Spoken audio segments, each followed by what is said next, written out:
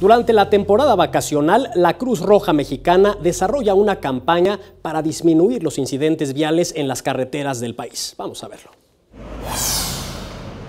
Muy importante los que van en la parte trasera, que respeten los límites de velocidad y váyanse con cuidado, es para salvar vidas. Es así como la Cruz Roja inició con la campaña de prevención vial Vivo Estás Cool, con la que buscan evitar accidentes vehiculares durante el periodo vacacional de fin de año. Entre las causas que ocasionan los accidentes de la temporada vacacional se encuentran manejar cansado, el exceso de velocidad y manejar bajo la influencia del alcohol.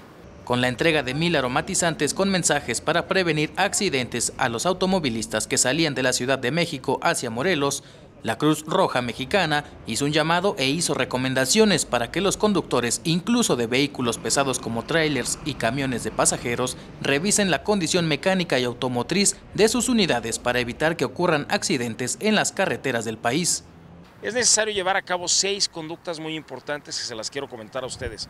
Primero, manejar sobrio. Segundo, respetar los límites de velocidad.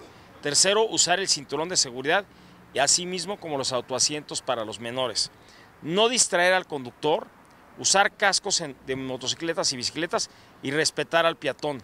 Y es que de acuerdo con la Cruz Roja, el 90% de los accidentes viales son prevenibles. Es por eso que en este operativo de plan vacacional a nivel nacional participarán más de 45,000 voluntarios, más de 16,000 paramédicos y técnicos en urgencias médicas y más de 2,500 ambulancias y unidades de rescate de la Cruz Roja Mexicana. Al año fallecen en México más de 16,000 personas por motivo de accidentes viales. Es por ello que la pretensión es reducir ese número de muertes y ayudar en la seguridad vial. Cabe destacar que tan solo el año pasado, la Cruz Roja atendió más de 1,415,000 servicios de ambulancia en todo el país en calidad de emergencia.